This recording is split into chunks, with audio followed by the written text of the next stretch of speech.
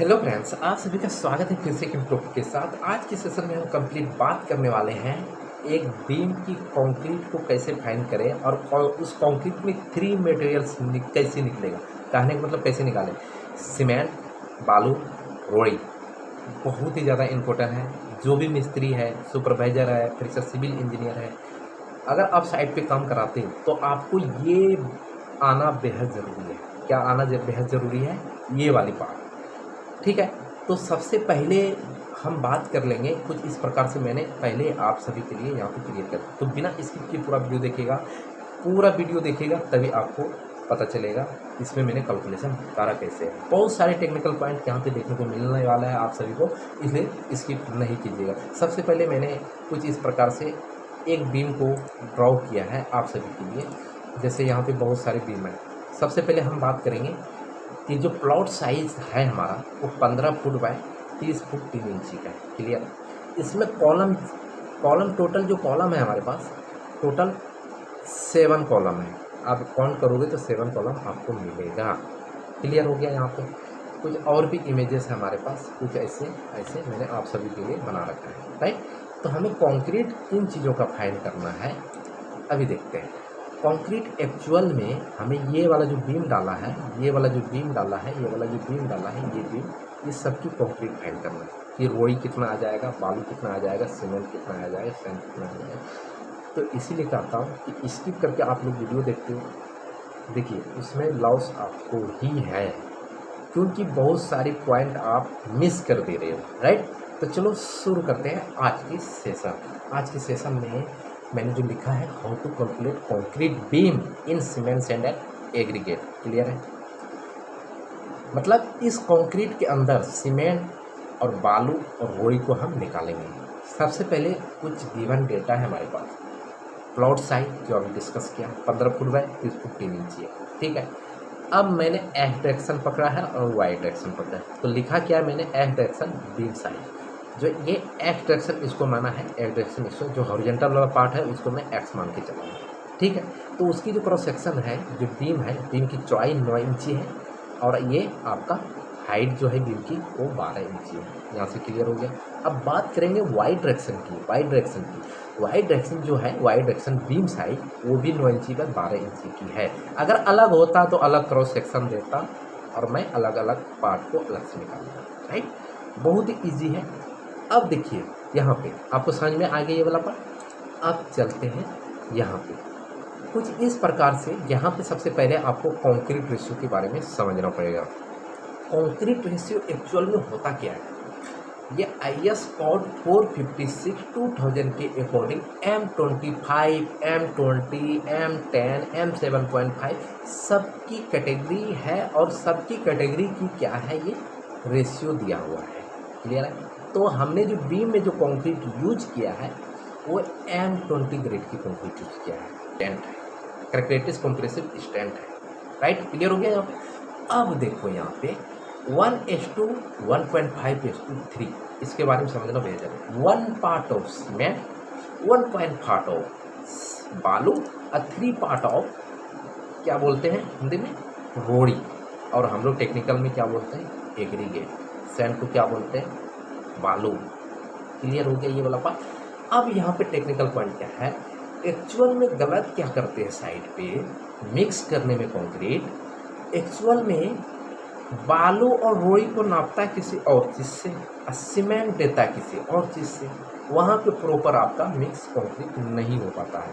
कहने का मतलब ये है, अगर आपने जिस तसला से सीमेंट एक नापा है, सपोज करो 1 तसला आपने सीमेंट डाला है तो उसमें आपको डालना है 1.5 तसला, 1.5 तसला क्या बालू डालना और 3 तसला रोड़ी डालना।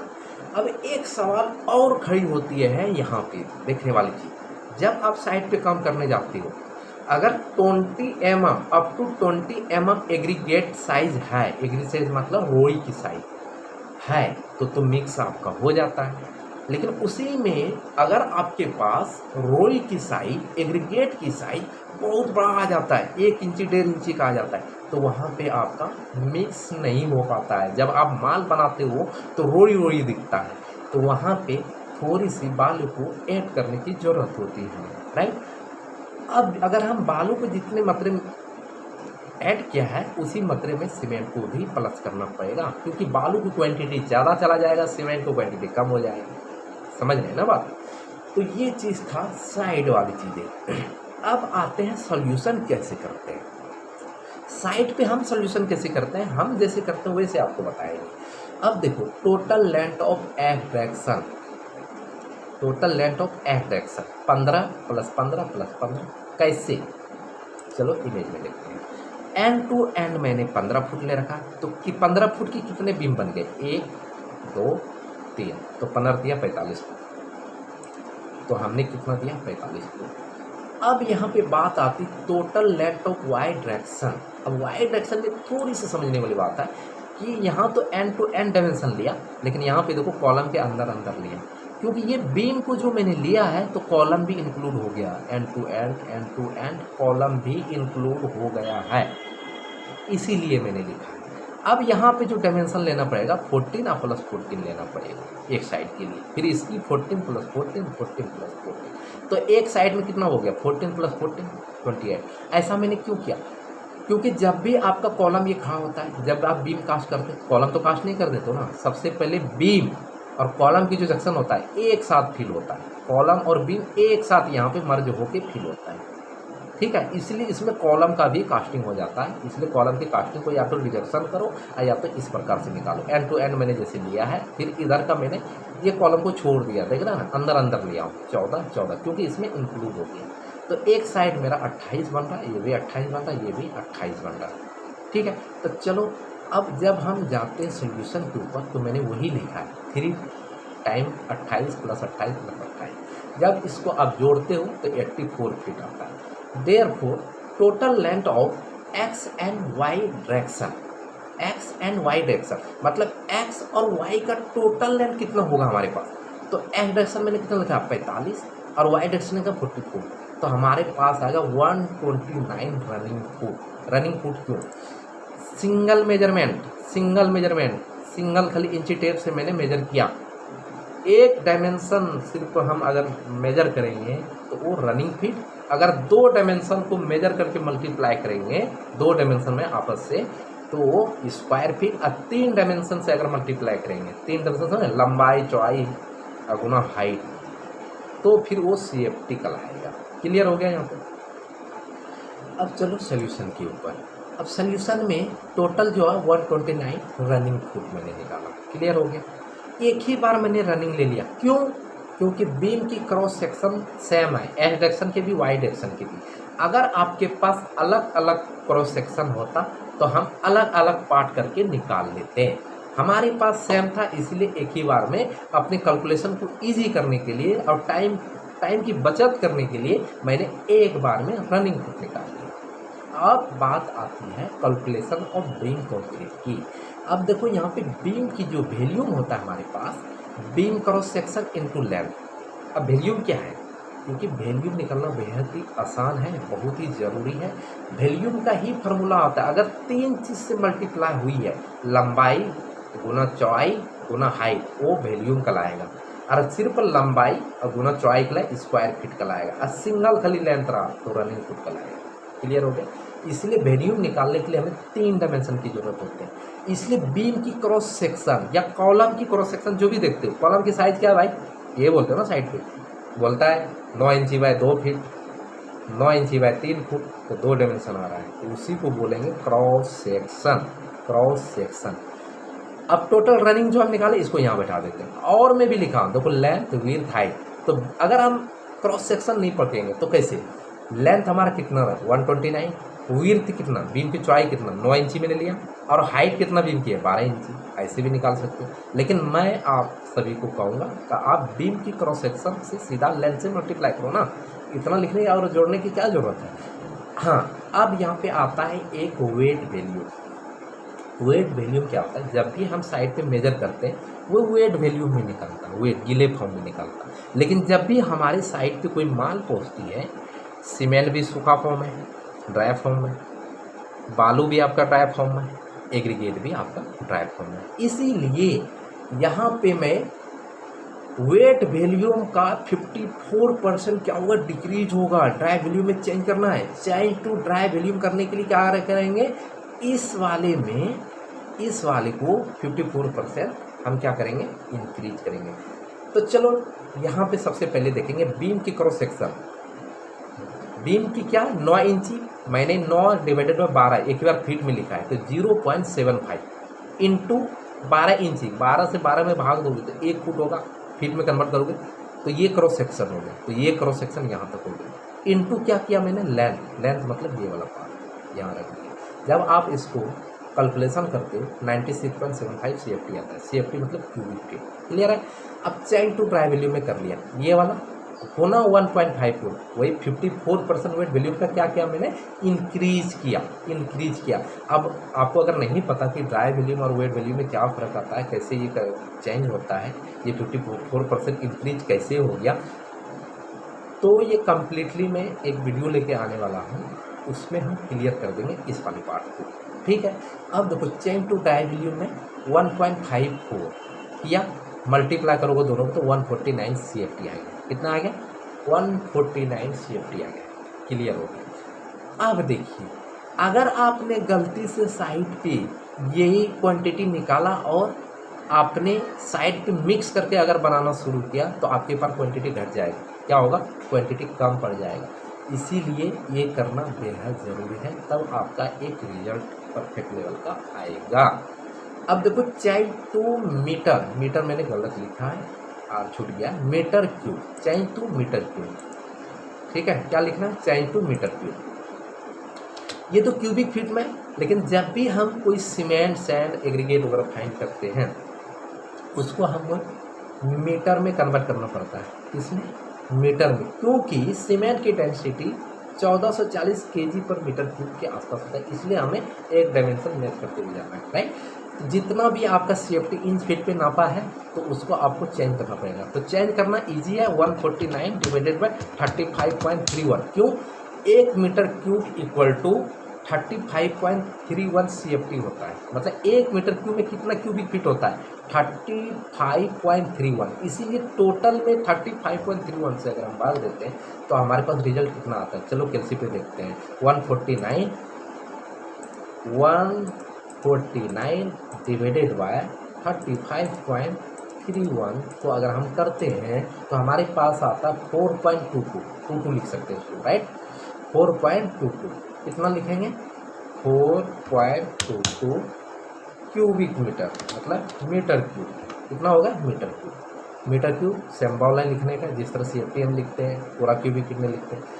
यहाँ तक तो कहानी खत्म हो गया। अब इम्पोर्टेंट पार्ट आता है आपका सीमेंट कैसे निकालें। तो सीमेंट निकालने के लिए फार्मूला मैंने पहले से यहाँ पे मेंशन कर रखा है कि dry volume into, dry volume मतलब जो अभी ये देखो, ये ड्राई वॉल्यूम निकाला था, इसी को तो मैंने चेंज किया यहाँ पे, तो 4.22 हो गया। तो ड्राई वॉल्यूम इनटू, इसको यहाँ पे रखेंगे। राइट, इनटू 1 क्या सीमेंट के पास 1 divided by sum of ratio, मतलब सम मतलब जोड़ होता है, इसको जोड़ना है। ठीक है, तो वो हो गया इनटू डेंसिटी ऑफ सीमेंट। देखो हर मटेरियल की डेंसिटी अलग अलग होता है, समझ रहे हैं ना। एग्रीगेट का डेंसिटी अलग होता है, सीमेंट का डेंसिटी अलग होता है, बालू का सीमेंट अलग होता है, स्माइल स्टील का अलग होता है, सॉयल का अलग होता है, सबकी डेंसिटी क्या होता है, अलग होता है। तो जो पार्ट हम निकालते हैं उस पार्ट की डेंसिटी को हमें क्या करना चाहिए, याद करके रखना चाहिए। तो सीमेंट की जो डेंसिटी होता है वो 1440 kg पर मीटर क्यूब होता है। इतना हो गया। अब कुछ नहीं करना है, खाली पुट करना है। ड्राई वॉल्यूम कितना है, 4.22 इनटू, अब क्या है 1 का यहाँ पे है, सीमेंट की पार्ट है, divided by sum of ratio को जोड़ना है। 1 + 1.5 + 3 करते हो तो 5.5 आपके पास आता है। क्लियर हो गया। अब फिर आपको क्या करना है, यहाँ पे मल्टीप्लाई करना है, कितना, डेंसिटी ऑफ सीमेंट से। अब यहाँ पे बात आता है डेंसिटी ऑफ सीमेंट से अगर मल्टीप्लाई करते हो तो आपके पास क्या आता है, केजी में आता है, केजी में। फिर केजी को आप 50 से भाग देते हो, क्योंकि एक बैग सीमेंट वेट जो होता है हमारा 50 केजी आती है साइड पे, इसलिए 50 से भाग दोगे तो बैग में कन्वर्ट होगा। अगर हम डायरेक्टली क्यों नहीं हम यहाँ पे कन्वर्ट कर दें, अगर 1440 में 50 से अगर भाग दोगे तो आपके पास आएगा 28.8 डायरेक्टली बैग। समझ रहे हैं ना। डेंसिटी को 50 से भाग दे दो, डायरेक्टली आपका बैग में रिजल्ट आएगा। या आप वैसे करना चाहते हो सीधा यहाँ पे 1400 सीधा करना चाहते हो तो यहाँ पे करना है आपको 1440 करोगे तो टोटल केजी, आप केजी को 50 से कन्वर्ट करोगे तो बैग निकल जाएगा। लेकिन हम यहाँ पे डायरेक्टली पुट करेंगे 28 कहाँ से आया, 1440 में भाग देके आप 28.8 से कीजिएगा। अगर नहीं आता है 28 पॉइंट तो फिर मुझे आप कमेंट सेक्शन में कमेंट कर सकते हो, राइट। तो यहाँ पे मैंने क्या किया, इस ड्राई वॉल्यूम को कन्वर्ट किया पहले यहाँ पे रख दिया, 1 किया, 5.5 किया, 28.8 किया, इक्वल टू रिजल्ट कितना आएगा, इक्वल टू रिजल्ट कितना आएगा। चलो कैलकुलेट। अब देखिए यहाँ पे सबसे पहले ये 1 डिवाइडेड बाई 5.5 कर लेते हैं, या आप कैलसी पे कर सकते हो डायरेक्टली, ठीक है। 4.22 मल्टीप्लाई 1 डिवाइडेड बाई 5.5, ठीक है, इक्वल टू इतना, अब गुना 28.8, ठीक है। तो आपके पास आता है 22, कितना आता है 22 क्या आया, बैग्स आया। मतलब वो सारे बीम को फिलअप करने के लिए हमारे पास सीमेंट कितना चाहिए, 22 बोरी चाहिए। एक बार रीच चेक कर लेते हैं, इसको रीच चेक कर लेते हैं। अगर हम करते हैं 1 डिवाइडेड बाय 5 एक्चुअली होता है क्या, कभी कभी 1 डिवाइडेड बाय 5.5 करो, अब गुना फिर करो आप 4.22, अब गुना करो 28.8, रिजल्ट हो जाएगा, ठीक है। 22 आया, 22.09, इसलिए राउंड फिगर मैंने पकड़ा 22 बैग। अब सैंड कैसे निकालेंगे, सैंड का भी सेम फार्मूला, मतलब ड्राई वॉल्यूम आपको पुट करना है। ड्राई वॉल्यूम आपको क्या करना है, पुट करना है। कितना 4.22 निकाला है मैंने, मल्टीप्लाई आपको करना है। और उसके बाद आपका यहाँ पे क्या है, 1 था, सीमेंट निकाल रहे थे उस सीमेंट के पास, ठीक है। तो यहाँ पे 1 पार्ट नहीं होगा, यहाँ पे 1.5 पार्ट होगा। क्या होगा 1.5। इस फार्मूला पे सिर्फ ये सीमेंट के लिए तो पहला पार्ट हमारा सीमेंट कहलाता है, सेकंड पार्ट क्या है, सैंड है। इसलिए सैंड को रखा, divided by sum of ratio, कोई चेंजेस नहीं, वही होगा। फिर मल्टीप्लाई आपको करना है, यहाँ पे 35.31 से। क्यों कि जब भी हमारे साइड पे माल आता है वो आता है हमारा मीटर क्यूब में नहीं। अगर हम डेंसिटी से सैंड की अगर डेंसिटी से मल्टीप्लाई करता तो मीटर क्यूब में रिजल्ट आता, फिर उनको हम केजी में कन्वर्ट कर सकते थे। लेकिन हमारे साइड पे क्यूबिक फीट में आता है, इसलिए मैंने अभी आप सभी से बात किया था कि 1 meter cube equal to 35.31 CFT होता है, इसलिए मैंने 35.31 किया राइटली। अब आपको क्या करना है, यहाँ पे इसको कैलकुलेशन करना है, कैलकुलेशन कैलसी कहाँ गई है, ठीक है। अब देखो कितना है 4.22 मल्टीप्लाई 1.5 मल्टीप्लाई कितना हो गया हमारा 1.5 डिवाइडेड बाय 5.5 कितना हो गया 5.5, फिर मल्टीप्लाई 35.31। क्लियर हो गया। आपके पास कितना आएगा 40.6, कितना आएगा 40.6 CFT क्यूबिक फीट आया, ठीक है। एग्रीगेट कैसे निकालेंगे, एग्रीगेट का भी सेम फॉर्मूला 4.22 मल्टीप्लाई, अब यहाँ सैंड की जगह ये रखा था, अब एग्रीगेट का पार्ट क्या है 3 है, तो 3 divided by 5.5 multiply 35.31 equal to कितना आएगा, इसको कैलसी में पुट करके देखते हैं। अब देखिए 4.22 मल्टीप्लाई 3 डिवाइडेड बाय 5.5 मल्टीप्लाई 35.31 हमारे पास आता है 81.2। इसको दो गुना करोगे तो वही आएगा 81.2 CFT। कितना आ गया CFT, ये टोटल मैंने निकाला। लेकिन एक अभी मैं अल्टरनेटिव आपको बता के जाऊँगा शॉर्ट फॉर्म, ठीक है, तो वीडियो स्किप नहीं कीजिएगा, राइट। अब देखो यहाँ पे अगर आपने सीमेंट बैग आपने पता कर लिए, तो सैंड आप निकाल लीजिए, एग्रीगेट निकालने की जरूरत नहीं। बोलो क्यों, क्योंकि सैंड का 2 गुना एग्रीगेट होगा, क्योंकि देखो रेशियो ही हमारा कोई भी क्वांटिटी का रेशियो आप देखोगे, चाहे किसी भी प्रकार की, चाहे M20 हो, M10 हो, M5 हो, कोई भी हो, वो आपको सैन का 2 गुना रोई दिखेगा। तो इसीलिए देखो 40.6 निकला यहाँ पे, और रोई कितना निकला 81.2, 2 गुना निकला। और एक बोनस पॉइंट ये है कि आप नोटबुक में लिखिए, शॉर्ट फॉर्म बता रहा हूँ। अगर आपने सीमेंट बैग निकाल लिया तो सीमेंट बैग मल्टीप्लाई 1.226 और गुना जो चीज़ हम निकाल रहे हैं, जैसे सैन निकाल रहे हैं, गुना 1.5 से मल्टीप्लाई करो तो आपके पास आएगा 40.6। अगर वही एग्रीगेट निकालोगे तो सीमेंट की बैग 22 मल्टीप्लाई 1.226 मल्टीप्लाई 3 करोगे तो आपके पास रोड़ी आ जाएगी। ये शॉर्ट फॉर्म है, अल्टरनेटिव है निकालने का तरीका। आप कमेंट सेक्शन में निकाल के बताइएगा कितना आ रहा है आपका, ठीक है। तो ये वीडियो कैसा लगा आप सभी को कमेंट सेक्शन में आपको बताना है। वीडियो देखिए भाई, वीडियो सब कोई देख रहा है, लेकिन क्या है कि आप लोग स्किप करके वीडियो देखते हैं। थोड़ी सी वीडियो को अच्छे तरीके से देखिए, ताकि क्योंकि हम मेहनत कर रहे थे, इसका मतलब है कि मैं इसके पीछे बहुत मेहनत किया, तो आप सभी के लिए कंटेंट को तैयार किया है, इतना मेहनत किया। तो इसका मतलब ये नहीं कि आप स्किप करके देखो। स्किप करने के बाद क्या होता है कि जो मैं टॉपिक को पढ़ाता हूँ ना, वो चीज़ क्या होता है, मिस हो जाता है। मिस होने के बाद आप फिर कमेंट सेक्शन में हमें कमेंट करते हो कि सर यहाँ पे ये नहीं ये, क्योंकि वीडियो में हर चीज़ सोल्यूशन दिया गया है, क्योंकि कोई ऐसा पार्ट नहीं जो कि मैं मिस करता हूँ यहाँ पे, राइट। तो वीडियो कैसा लगा, वीडियो पूरा देखना भाई, ठीक है। मिलते हैं नेक्स्ट वीडियो। अगर आपने चैनल को सब्सक्राइब नहीं किया है तो बेल आइकन को प्रेस करके बजा लीजिए, तो उससे होगा कि आने वाली वीडियो का सारी नोटिफिकेशन आपको सबसे पहले मिल पाएगा। मिलते हैं नेक्स्ट वीडियो में।